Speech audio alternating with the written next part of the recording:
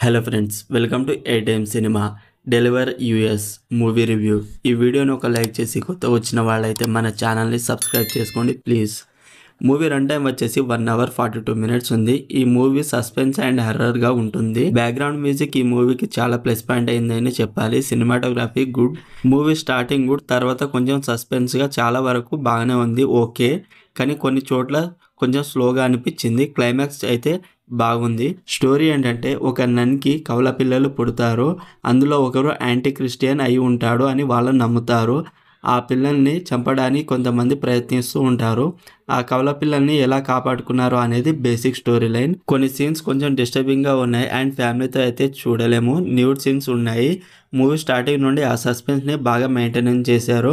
Overall movie ఎలా ఉంది అంటే ఒకసారి చూడొచ్చు అనిపించింది. మరీ అంత తీసి పడేంత మూవీ అయితే నాకైతే అనిపించలేదు. ఒకసారి చూడొచ్చు.